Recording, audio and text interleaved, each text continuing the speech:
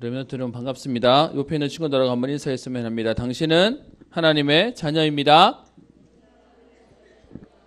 한 번 더 얘기하겠습니다. 하나님이 분명히 이루실 겁니다. 여러분이 고백 안 해도 하나님은 하세요. 근데 고백하면 더 분명하게 알고 응답받을 겁니다. 거룩하신 하나님.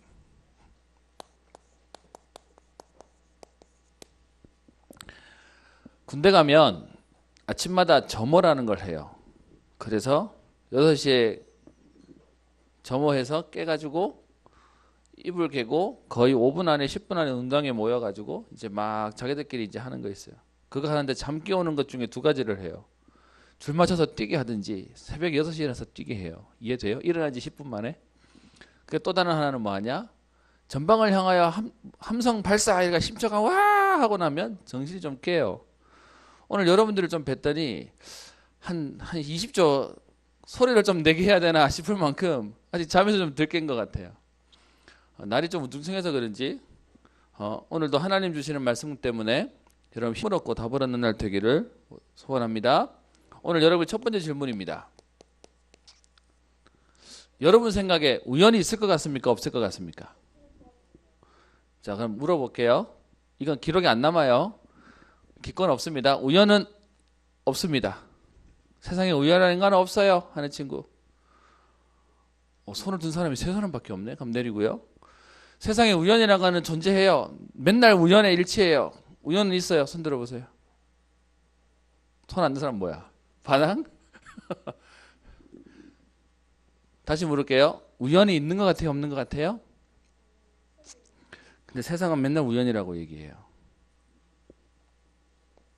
세상 사람들은요 모든 게 우연의 일치라 그래요. 그래서 우리 인간이 태어난 것도 어떻게 얘기하죠? 분열해서 뭐 빅뱅 이론에 의해 가지고 뭐 폭발해 가지고 뭐 먼지가 모여 가지고 쌓아 가지고 지구가 되고 생물이 이렇게 자꾸 진화해 가지고 인간이 됐다라고 얘기하죠. 전부 다 우연의 법칙을 얘기해요. 세상은요 모든 것을 다 우연으로 설명해요. 근데 이 우연히 설명 못하는 게 있어요. 여러분 우연이 시작되려면 뭔가가 시작이 있어야 되잖아요. 시작이 어디서 왔는지를 얘기 못해요. 그러니까 이 말의 진화론의 제일 맹점이 뭔지 알아요? 어쨌든 인간이 되려면 진화해서 인간 됐다고 얘기하는데 그 시작되는 세포는 어디서 왔는지를 설명 못해요. 빅뱅 이론이 있다서 폭발해가 됐다고 하면 폭발하기 전에 있었던 그건 어디서 왔는지를 설명 못하는 거예요.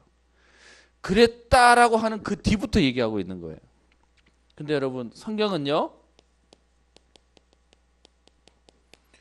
세상에 우연 없다고 얘기합니다. 무슨 말이냐?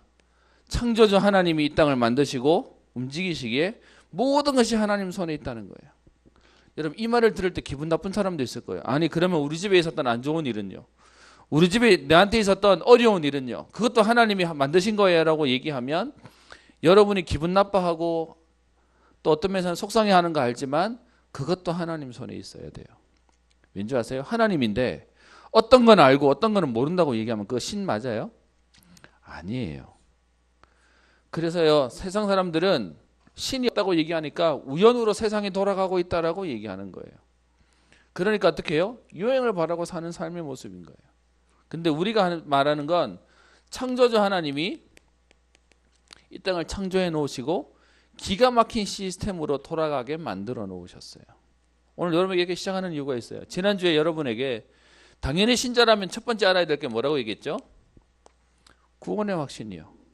예수 그리스도를 믿고 영접해서 내 안에 모셨다면 저와 여러분들은 구원받았어요. 근데 여러분 이 구원은 내가 열심히 할 때 열심히 안 할 때 달라지는 게 아니고요. 한번 구원받으면 끝나는 거예요. 그래서 우리의 과거 문제도 끝냈고 오늘 우리가 당하고 있는 문제도 구원받았다는 거 끝내셨다는 거고요. 앞으로 우리가 만날 미래까지 책임진다라는 게 구원받았다는 거예요. 그래서 여러분 구원받았다는 건 다 받았다는 거예요. 근데 더 웃긴 건 뭔지 아세요? 구원받아 놓고 사단은 이 구원은 못 뺏어가는데 뭘 뺏어간다고요? 구원의 확신이라고 하는 감정을 뺏어간다고요. 그래서 여러분 자꾸 속는다고요. 요거 속지 마세요 라고 얘기했습니다. 오늘은 두 번째요. 구원받았다는 말의 의미는 과거, 현재, 미래를 책임지신다는 얘기니까 하나님이 저와 여러분들의 모든 인생을 어떻게 해요? 책임지시겠대요. 그걸 가지고 인도의 확신이에요. 아니 나는 지난주에 시험 잘못 쳐가지고 펑펑 울었는데요. 지난주에 우리 집에 문제가 생겨가지고 사건이 생겨가지고 너무 아팠는데요. 그럼에도 불구하고요. 여러분 문제는 만날 수 있고 사건은 만날 수 있지만 여러분은 망하게는 하지 못해요. 그래서 오늘 두 번째로 얘기할 거는 뭐냐? 인도의 확신이요. 인도의 확신이 있으려면 뭘 여러분 아셔야 되냐? 세상에 우연은 없어요. 우연처럼 보이는 그 일조차 하나님이 필연적으로 만들어 놓으셨어요. 그 하나님이 여러분 우연이 있다고 얘기하면 내 인생은 우연히 잘 될 수도 있고 우연히 안 될 수도 있다는 얘기지만 세상에 우연이 없다는 얘기, 하나님 손에 있다는 얘기는 하나님이 하나님 자녀를 어떻게 하죠? 책임지신다는 거예요. 그래서 내 인생은요 걱정할 게 없다는 거예요.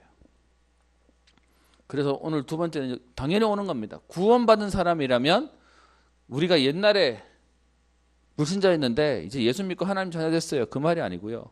내 남은 인생까지 하나님이 책임지신다라고 얘기하는 거예요. 그래서 여러분 막 두려워하고 겁내면서 어떻게 해야 되지? 이거 얘기하고 하나님 내 인생 책임지실 거니까 확신 가지고 도전하는 건 달라요. 근데 많은 사람들이 인도에 대해서 오해하는 거 하나 있어요. 무슨 오해하냐? 인도받을 게 뻔하기 때문에 나는 전혀 어렵지 않을 거야 라고 생각하면 그게 오해예요. 여러분 물어볼게요. 영화를 만드는데 주인공이 아무 일도 안 생기는데 그게 영화의 시작과 끝까지 갈 수 있나요? 그럼 영화가 안 돼요. 영화 되려면 뭐가 있어야 되죠? 죽을똥 살똥 별의별 다 생기는데 결론은 뭐죠? 살아남는 거예요. 그래야 그게 영화가 돼. 이해되죠? 그러면 여기 인도의 확신이란 말은 우리의 삶 속에요. 사건은 있다는 거예요. 때로는 어려움도 있다는 거예요. 그리고요. 갈등도 올 수 있다는 거예요. 우리가 생각하는 문제도 올 수 있다는 거예요. 근데 문제는요. 이게 나를 무너뜨릴 수 없다고요. 이게 우리를 망하게 할 수 없다고요. 그게 하나님 주신 응답이에요. 좀 바꿔서 얘기해 볼게요. 어느 날 살다 보니까 집안에 문제가 생겼네. 여러분 아직 학생이니까 잘 모르겠는데 만약에 여러분 부모님이 갑자기 어느 날 이혼했네. 어느 날 갑자기 집에 부도가 나가지고 집이 소위 말하면 여러분 압류라는 거 뭔지 아나요? 이렇게 딱지 붙은 거. 그래서 집에 와가지고 빚쟁이들이 찾아와가지고 막 난리를 치네. 그럼 세상 사람들은 뭐라고 얘기하죠? 망했다라고 얘기해요. 그런데 오늘 구원받은 하나님 자녀가 하나님의 자녀를 하나님 책임진다는 말의 의미는 뭐냐? 그런 사건이 생길 수 있어요. 그런데 세상은 그걸 망했다고 얘기하는데 하나님이 창조주 하나님이셔서 하나님 손에 세상이 돌아가는 게 났다면 그 사건 가운데 하나님은 응답으로 바꾸세요. 그렇게 응답받은 사람들의 인물들의 기록이 뭐죠? 렘넌트 7명의 얘기예요. 요셉이 어느 날 집에서 좋은 비단 옷 입고 살다가 형들이 저 신부름 왔던 요셉을 어떻게 하죠? 노예로 팔아버려요. 그러면 여러분 하루아침에 노예가 됐어요. 그럼 세상 사람들이 말한 걸 얘기하면 우연이에요. 하필이면 탁탁탁탁 맞아 들어가서. 그래서 문제와 사건을 만났네? 그럼 망한 거예요. 그럼 여러분 보통 사람들이 그렇게 됐으면 어떻게 얘기하죠? 이렇게 사니? 그러면 어떻게 할까요? 그런 선택하겠지. 그런데 여러분 인도에 확신 있는 사람은요. 여기 있어도 내가 망한 게 아니야. 분명히 하나님이 여기까지 인도하셨다면 하나님은 나를 포기하지 않으실 거야. 그거 가지고 언약 붙잡고 인도받는 가운데 하나님이 주시는 응답을 보는 거예요. 그래서 노예로 가도 괜찮고요. 심지어 다른 데 입양 가도 상관없고요. 그리고 어떻게 해요? 부모님이랑 떨어져서 어릴 때부터 귀에서 살아도 상관없고 850명이랑 대적하는데 왕이 잡으러 와도 상관없고 심지어 순교하는 일이 생겨도 죽이겠다고 하는데도요. 상관없는 거예요. 그래서 오늘 두 번째예요. 인도의 확신. 하나님은 저와 여러분들의 인생을 책임지세요. 여러분이 아직 자녀라서 잘 모를 텐데 여러분이 부모가 되면 여러분 자녀가 생겼다. 여러분 할 수 있는 여러분의 자녀를 놓고 책임져요.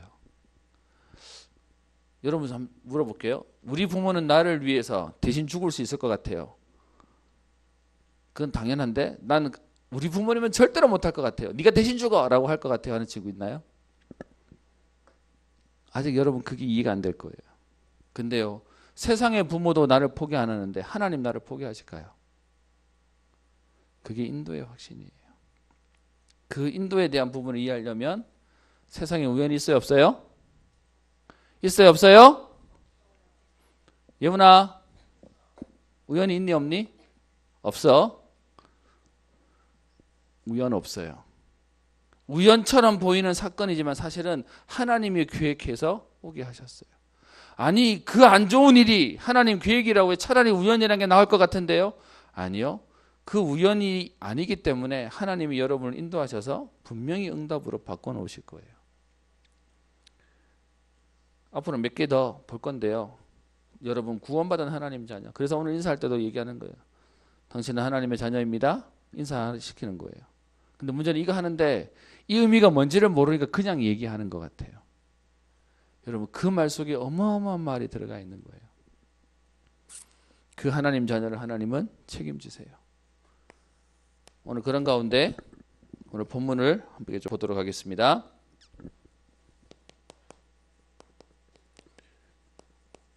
여러분 매일 삶에 무엇을 보든 무엇을 만나든 그리고 어떤 일들 속에 있던 여러분 기억하실 나는 하나님의 자녀고 그런 하나님 자녀를 하나님은 끝까지 책임지신다고요. 포기하지 않으신다고요. 하나님 포기 안 하는데 자꾸 우리 누가 포기하는 줄 알아요? 사단이 자꾸 나로 하여금 내 자신을 포기하게 만들어요. 그게 속는 거예요. 그래서 다윗이 얘기하죠. 여호와는 나의 목자시니 내가 부족함이 없으리로다. 왜요? 하나님이 나를 인도하실 거니까. 그런 가운데 오늘 본문을 보시면 지금 우리 계속 이스라엘과 팔레스틴 블레셋과의 얘기를 말하고 있어요. 지금도 앙숙인데 예전부터 앙숙이었어요. 그 언약궤를 전쟁하다 뺏기죠. 그래서 뺏겼는데 여러분 어떤 면에서는 언약궤 뺏겼으니까 망했다고 생각하고 제사장이 죽었으니까 소망이 없다고 생각하는데 하나님은 그 언약궤가 가 있는 블레셋을 어떻게 해요? 뒤집어 놔 버렸어요. 신전에 우상이 무너져 버리고 그 갖다 놓은 동네마다 독종이 막 전염병이 돌아가지고 사람들이 죽게 되니까 자기들 딴에는 우리 지역에 놔두니까 안 된다고 야 다른 집 갖다 놔라 라고 해서 막 지역을 돌려요. 그렇게 돌리는 가운데 아스돗, 가드, 에고론이라는 지역으로 옮겨졌다는 얘기가 지난주 5장까지의 내용이었어요. 오늘 6장에 있는 내용을 볼 겁니다. 6장 1절 봅시다. 여호와의 궤가 블레셋 사람들의 지방에 있은 지 얼마나 됐어요? 7달이 됐어요. 여러분 하나님의 임재를 상징하는 언약궤가 지금요 이방 땅에 7개월이나 있게 되었어요. 근데 문제는 이거 있는 동안 있는 지역마다 뭐가 돼요? 그 이방 땅에 자꾸 사건이 생기는 거예요. 여러분 바꿔서 얘기하면 불신자가 섬기고 있는 우상 그리고 그들이 갖고 있는 미신 이것 때문에 어떻게 해요? 흑암에게 또 덮치는 거예요. 그렇게 되니까 지금 그들 가운데 오늘 대책을 마련하자라고 얘기합니다. 6장 2절에 블레셋 사람들이 제사장들과 복수자들을 부릅니다. 대책을 세우려고 여기 말하는 제사장은 하나님께 예배드리는 그 제사장 말고요. 귀신 섬기는 우상 숭배자예요. 그리고 여기서 얘기하는 복술자들은 점쟁이에요. 점치는 사람. 예나 지금이나 귀신이 있기 때문에 이런 사람들이 꼭 있어요. 그 사람들에게 오늘 질문합니다. 뭐라고 얘기하죠? 우리가 여호와의 궤를 어떻게 할까? 그것을 어떻게 그 있던 것으로 보낼 것인지 우리에게 가르쳐라 라고 얘기해요.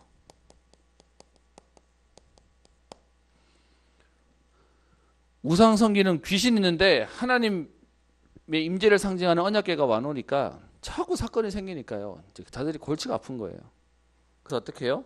제발 떠나가라고 얘기하는 거죠. 여러분 혹시 기억나요? 목사님 3년 전에 여기 왔을 때 요 바로 옆에 저 들어온 입구에 그 장식장 그 있는 옆에 점집 하나 있었죠. 명신선녀인가 하나 있었어요. 그 목사님 얘기했잖아요. 저거 나 싸울 거라고. 저거 가든지 없어지는데 할 거라고.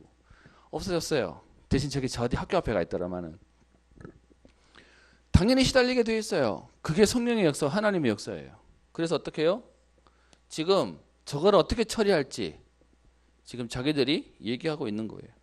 그랬더니 그들이 대답을 어떻게 얘기하죠? 3절에 그들이 이르되 이스라엘 신의 괴를 보내려거든 그냥 보내지 말고 그에게 속건제를 드려야 할지니라 하면서 그리하면 병도 낫고 그의 손을 너희에게서 옮기지 아니하는 이유도 알리라라고 얘기하면서요. 지금 저거 보내는데 그냥 보냈다가 괜히 화를 당할 거니까 속건제를 드려라 라고 얘기합니다. 무슨 말이냐면 우리가 허물로 잘못했으니까 용서해 주세요 라고 하는 것 하라고 얘기하는 거예요. 여러분 이게 다른 말로 얘기하면 뭐죠? 그게 굿하는 거예요. 이게 바로 부적 붙이는 거예요. 이게 사람들이 얘기하는 종교생활 하는 거예요. 여러분 사람들이 왜 굿하죠? 좋은 일 있으니까 굿 한판 하자 이러나요? 안 좋은 일 있어서 굿하자는 거예요. 부적 왜 붙이죠? 집에 사건이 너무 많이 생기니까 이거 붙이는 거예요. 액땜하자고. 요즘 목사님이 11층에 사는데 우리 아파트가 너무 노후화됐다고 엘리베이터 공사를 시작했어요. 그래서 그 공사가 끝날 때까지 걸어 다니래. 그래서 열심히 걸어 다니고 있어요. 아주 그냥. 그래서 아주 그냥 운동 자동으로 해요. 그러다 보니까 여러분 아파트 사는데 중간에 뭐 있는지 잘 모르잖아요. 그렇게 올라가는데 보니까 목사님 다 파악했어. 5층에 부적 붙었고 10층에는 뭐 입춘 대길에서 이렇게 붓으로 이렇게 썼는 서열에서 붙여놓은 집들이 붙어 있어요. 8층인가를 지나가면 향냄새가 엄청나. 집에서 어마어마하게 피나 봐요.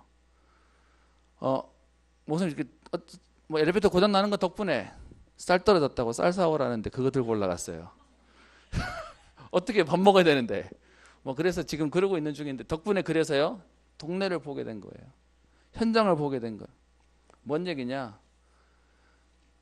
여러분 불신자들이 섬기는 귀신은요 무서워가 벌벌벌 떨면서 요래할 테니 달래고 요래할 테니 봐주세요 요렇게 사는 거예요. 하나님 주시는 축복하고 완전 다르게 겁먹어서 이렇게 요거 할 테니까 조금 잘 되게 해주고 요거 할 테니까 좀 우리 좀 봐주고 그런 인생을 살고 있는 거예요. 그러면서 4절에 얘기합니다. 그러면서 4절에 그들이 이르되 무엇으로 그에게 드릴 속건제를 삼을까? 그러면서요 예물도 준비하라고 얘기하죠. 그래서 준비를 뭐하게 하죠? 블레셋 사람의 방백의 수요대로 금 독종 5과 금으로 만든 독종 5과 금으로 만든 오늘 뭐라고 되어 있어요? 쥐. 여러분 그래서요 귀신은 다 지저분한 것만 그려놓고 만들고 있어요. 여러분 절에 가보세요. 절에 가면 입구에 있는 건물에 벽에 벽화가 그려져 있죠. 그 벽화 그림 봤어요? 가서 자세히 보세요. 거기에 사람 나오나요? 사람 나오긴 해요. 어디 나오냐? 귀신같이 막 얼굴 여러 개 달렸고 막 도깨비처럼 생긴 것들 있잖아요. 그 사람들 발밑에 보면 사람들이 밟혀 있어요. 잘 가서 보세요. 여러분 그거 쳐다보면 기분 나빠야 되는데 여러분 절에 다닌다고 얘기하는데 가서 쳐다보면 그림이 정상적인 그림 없다니까요. 전부 다 귀신, 도깨비 뭐 이런 형상이고 사람은 그 밑에 뜨거운 데서 막 고생하고 신음당하고 밟혀 있는 그 그림들 그려져 있어요. 지금 이거 만들으라고 되어 있어요. 그리고 그걸 몇 개요? 5개씩 만들라고 되어 있어요. 왜 5개냐? 그렇게 여러 번 보시면 6장 17절에 블레셋 사람이 여호와께 속건제물로 드린 금독정은 이러하니 아스돗을 위하여 가사를 위하여 아스글론을 위하여 가드를 위하여 에글론을 위하여라고 얘기하고 있어요. 무슨 말이냐 하면 이 블레셋 지파가 5지파로 이스라엘은 12지파가 되어 있었고 얘네들은 5지파니까 각 지파대로 하나씩 해야 우리에게 애군이 떠나갈 거야 라고 하는 거예요. 여러분 혹시 옛날에 제사 지내거나 아니면 구태 본 사람 있나요? 집안 수대로 올리라고 돼 있어요. 딱 그 형식하고 똑같은 거예요. 그래서 그렇게 만들어서 그거 만들어서 옆에다 담아서 보내라 라고 얘기합니다. 그러면서 5절에 그러므로 너희는 너희의 독한 종기의 형상과 땅을 해롭게 하는 쥐의 형상을 만들어 이스라엘 신께 영광을 돌리라. 그러면서 하는 말이 그가 혹 그의 손을 너희와 너희의 신들과 너희 땅에서 가볍게 하실까 하노라 라고 되어 있습니다. 이들이 하는 건요, 하나님을 알고 드리는 예배가 아니라 이렇게라도 하면 신의 노염을 풀겠지라고 해서 비는 거예요. 그래서 여러분 죄송하지만 다른 종교 가면 맨날 뭐 하죠? 비는 거예요. 한 번만 살려주세요. 한 번만 도와주세요. 이러고 사는 거예요. 그럴 수밖에 없는 관계가 잘못하면 벌 받는 관계니까요. 그러면서요, 오늘 재밌는 얘기를 하는데, 그러면서 뭐라고 얘기하냐면 6절에 보세요. 애굽인과 바로가 그대 마음을 완악하게 한 것 같이 어찌하여 너희가 너희의 마음을 완악하게 하겠느냐라고 하면서요, 애굽, 다른 말로 얘기하면 출애굽했던 상황을 얘기하고 있어요. 여러분 이때가 언젠데요? 지금 벌써 400년이 지났는 그 전에 있었던 출애굽 사건을요, 소문을 듣고 알고 있는 거예요. 왜냐, 그 당시에 최고 황대국이었던 애굽의 노예로 있었던 이스라엘이 해방되어서 나왔거든요. 이게 전설로 기록되어져 있는 거예요. 여러분 이 기록은 지금도요, 애굽이 어느 나라죠? 현재의 이집트죠. 이집트의 기록 속에 남아져 있어요. 성경 얘기가 그 막 얘기를 만든 게 아니라 실제 역사를 얘기하고 있는 거기 때문에요. 실제로 이집트라는 역사 가운데 유대인들이 노예로 있었다가 나갔다. 근데 성경은 하나님의 역사로 나갔다고 돼 있지만 걔네들은 뭐라고 얘기할까요? 그때 왕이 좀 헷가닥해가지고 좀 정신이 없어 그렇게 보내줬어 이렇게 얘기하고 있는 거예요. 하나님만 모르고 딱 얘기하는 거예요. 이 얘기를 하면서 뭐라고 얘기하죠? 그 바로 왕이 유대인들을 보내주지 않으려다가 두드려 맞고 보내줬지 않냐. 그래서 우리가 그 화를 당하면 안 되니까 지금 우리가 이들을 풀어주는데 예물 보내서 풀어주자라고 얘기하는 겁니다. 그러면서요, 오늘 재밌는 얘기를 하나 하는데 시험을 하나 하재요. 뭔 시험이냐? 오늘 7절에요. 그러므로 새 수레를 하나 만들고 멍에를 메어보지 아니한 젖나는 소 2마리를 끌어다가 소의 수레를 메우고 그 수레 위에다 여호와의 궤를 얹어서 보내자라고 얘기해요. 그래서 오늘 얘기하는 게 첫 번째가 뭘 얘기하냐면 수레도 새 수레예요. 새 것. 수레를 하나 준비하고 두 번째는요, 소를 하나 준비하는데 소도 어떤 소냐? 멍에를 메어보지 아니한. 그리고요, 그 소도 어떤 소냐? 젖 나는 소라니까 새끼가 있는 소요. 기가 있는 젖소. 이거 어감이 좀 이상한데 어쨌든 송아지가 있는 젖소를 얘기하는 거예요. 여러분 요 말에 의미가 있어요. 그게 뭐냐 하면 한 번도 멍에를 매지 않은 소라면 그 멍에를 지우려고 덮으면 어떻게 할까요? 날뛰어요. 그러니까 그 날뛰는 야생의 소에다가 거기다가 새끼가 있는 젖소라면 여러분 얘네들도 영은 없어도요, 이게 가족이란 개념을 아니까 그 새끼가 있는 지금 소를 끌고 가거나 아니면 그 송아지를 데리고 가면 서로 울고불고 난리가 나요. 몸부림을 치게 돼 있어요. 그러니까 지금 오늘 뭔 얘기를 하냐면 그 얘기하죠. 9절에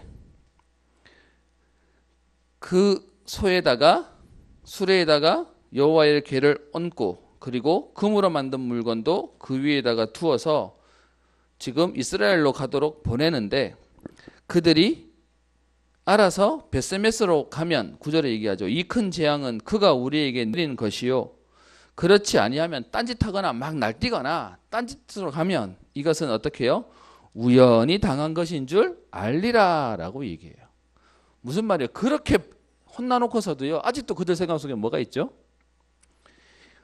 우연일 거야.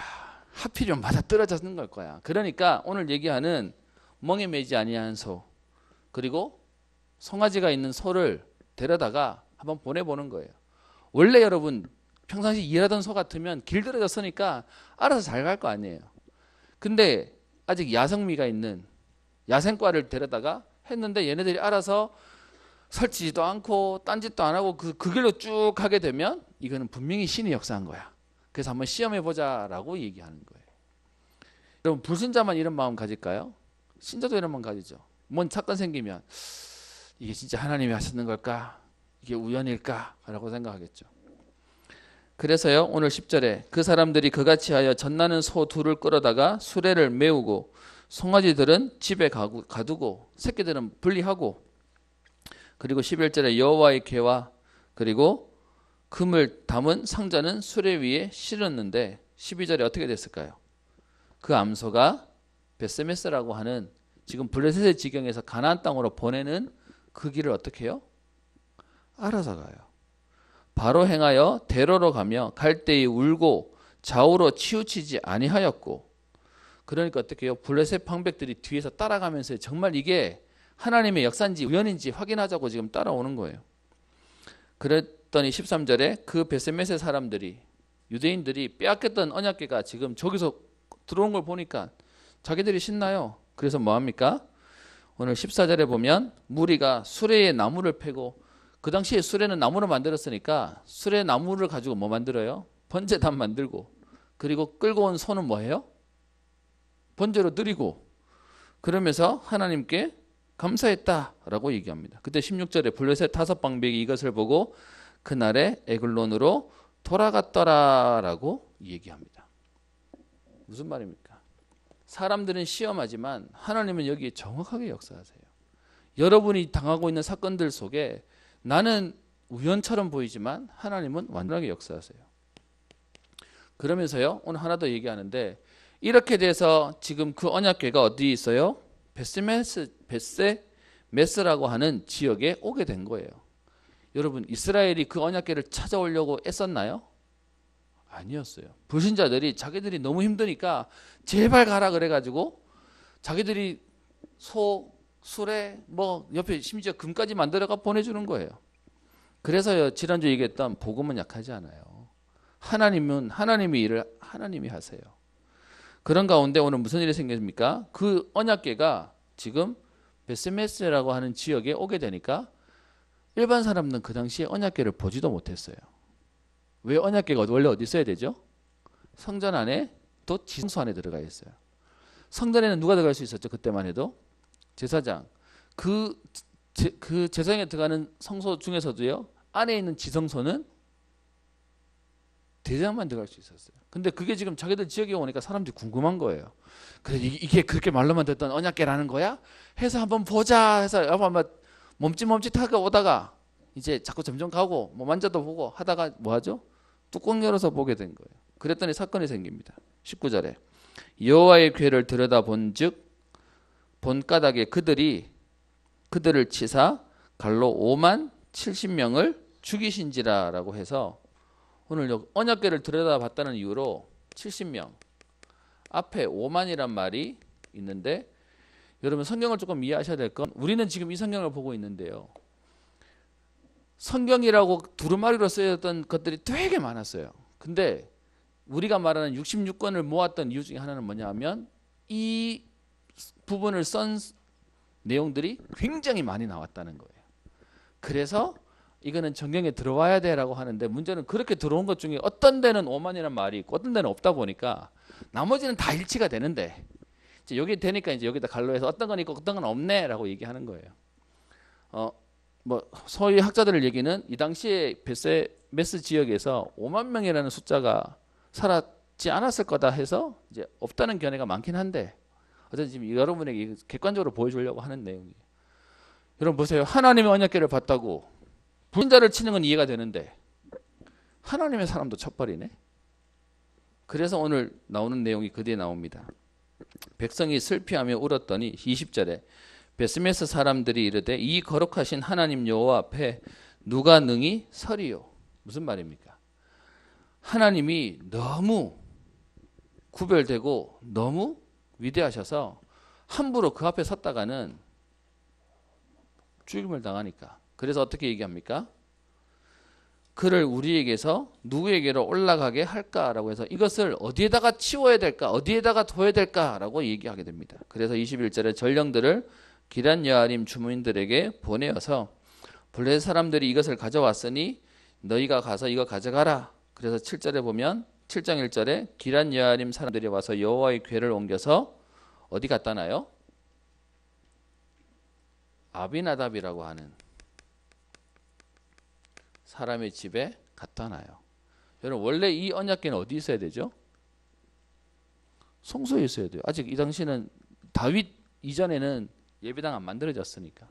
근데 전쟁 치를 때 그 실로까지 다 망가져 버리거든요. 성막까지 다 망가져 버렸거든요. 그러니까 갖다 놓을 데가 없으니까 사람들이 어떻게 해도요? 그냥 어디다 일단 치워놓는 거예요. 근데 문제는 70명이 죽어놓으니까 이걸 사람들이 많은데 갖다 놓으면 안 되니까 어디 갖다 놔요? 산에 있는 아비나답의 집에다 갖다 놔요. 근데 이렇게 갖다 놓은 게 얼마나 된다고요? 7장 2절에 보면 나오죠. 얼마 동안요? 20년 동안 방치가 된 거예요. 그래서 오늘 안 보고 나중에 얘기할 건데 이렇게 되어 있는 상황을 누가 알았어요? 사무엘이 알고 사무엘이 다윗에게 언약을 심어요. 이 언약궤를 모실 성전을 지어야 된다. 그래서 성전을 짓는 마음을 어려부터 갖고 왕이 되자마자 성전 지을 준비를 다 마치게 되는 거예요. 그래서 그렇게 끝나요. 그러니까 오늘 여러분들과 함께 이 내용을 하는 것 속에 여러분 하나님의 언약궤가 대단하지만 또 한편으로는 그걸 쳐다보는 사람도 죽었어요. 아군 적군 다 죽어버렸어요. 그럼 오늘 이걸 우리는 어떻게 이해해야 될까요? 여러분들이 거룩이라고 하는 단어를 조금 이해해야 되겠습니다. 여러분 거룩이라는 단어 단에서 들어봤나요? 교회 말고는 거의 못 들어봤을걸요? 개념을 이해해야 되는데 첫 번째 개념, 여러분 거룩이라는 단어는 이 땅에 그 어떤 데도 쓰지 않아요. 근데 사람들은 이 거룩을 좀 이상하게 생각해가지고 어떻게 하냐면 교회 와가지고요 이렇게 예배 시간에 조용한 걸 거룩이라고 생각해요. 그러니까 약간 숨 막히는 분위기? 그거 거룩 아니고요. 거룩의 진짜 의미는 뭘까요? 두 가지 개념이 있는데 첫 번째는 뭐냐 하면 구별되었다는 거예요. 세상의 것하고 다르다고 얘기하는 거예요. 다른 말로 얘기하면 하나님은 우리 인간하고 다르다라고 얘기하는 거예요. 그래서 세상의 것하고 같이 넣지 않아요. 여러분 혹시 연예인들 봤어요? 연예인들은 보면 세상 말로 아우라가 있다라고 얘기하죠. 그들이 우리가 똑같으면 사실 우리 별로 안 좋아할 거예요. 그런데 뭔가 달라서 우리가 그렇게 연예인한테 환장하는 거죠. 근데 여러분 하나님은 그런 연예인들하고 비교가 안 돼요. 하나님 자체가 다른 분이세요. 그래서 인간은 불완전한데 하나님은 완전한. 그래서 불완전하고 실수하고 상처받고 넘어지는 인간하고 다르게 하나님은 초월하신 분이다라고 얘기하는 거예요. 매이지 않는 하나님이다. 그러니까 다른 의미로 얘기하면 그 다른 차원의 존재를 얘기하기 때문에 초월하신 분이기에 매이지 않는 능력이 있다라고 얘기하는 겁니다. 그래서 우리가 조금 특성을 이해해야 되는데요. 거룩하다고 하는 말의 의미, 그게 뭐냐 하면 하나님 자체가 구별되는 거예요. 그래서 귀신하고 잡신하고 달라요. 그래서 성경은 얘기하기를 출애굽기 15장 11절에 신중에 주와 같은 자 누구니이까 주와 같이 거룩함에 영광스러우며 라고 얘기하고 있습니다. 그래서요 많은 사람들이 하나님을 너무 모르니까 쉽게 말하고 막 말해요. 여러분 우리 하나님은 그런 하나님이 아니에요. 그래서 하나님이요 그렇게 비교당하는 것 자체를 싫어해요. 여러분 아시죠? 여러분이 그렇게 엄마 아빠 뭐라 하면서 싫어하면서 막상 옆에 다른 사람이 여러분 부모님 뭐라 하면 여러분 어떻게 돼요? 승질나죠. 다른 사람은 안 돼. 그런 의미의 정도가 아니라 하나님 존재 자체가 다른 분이세요. 근데 여러분 지금 불신자들이 너무 몰라서 하나님 함부로 얘기하죠. 어떤 면에서는 죽으려고 길을 쓰는 것 같아요. 두 번째는요. 그 하나님은 그냥 존재 자체가 다른 분 정도가 아니라 완전하시고 무흠하신 분이세요. 그래서 성경은 얘기하고 있죠. 민수기 23장 19절에 하나님은 사람이 아니시니 거짓말을 아니하시고 인생이 아니시니 후회가 없으시고 그가 하신 것을 이루지 아니하시지 않는다라고 얘기하죠. 그러면서 그 하나님은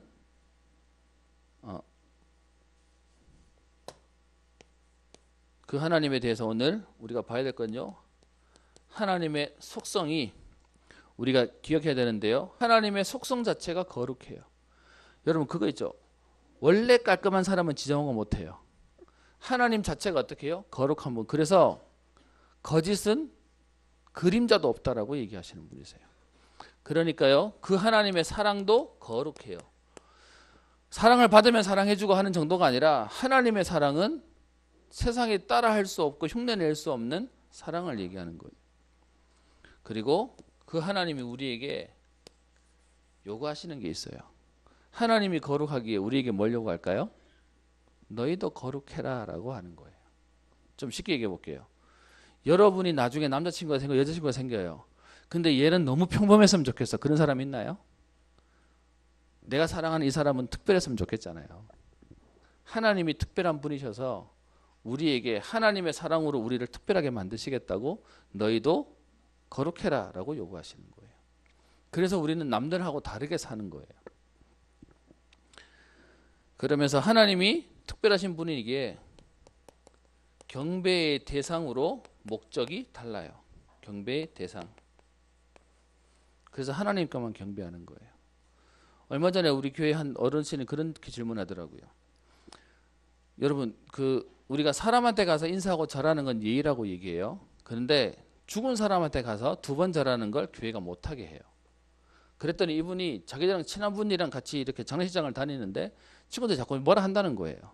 야, 부모님은 돌아가셔도 부모님이지 죽은 사람한테 왜 절을 안 해? 그런 예도 없어! 라고 얘기했다는 거예요. 여러분, 우리의 경배 대상은 하나님밖에 없어요. 인간한테 하는 건 우리가 인사를 하는 거고요. 그래서 우리는 부모님께는 인사할 수 있고 어른에게 인사할 수 있지만 우리가 섬기는 경배 대상은 하나님 말고는 우리는 엎드리지 않는 거예요. 절하지 않는 거예요. 지금 바깥에가 시원해가지고 에어컨 틀었더니 퀴퀴한 냄새가 나서 에어컨 껐어요. 창문을 좀 여셔야 좀 시원할 겁니다. 그래서 오늘 결론입니다.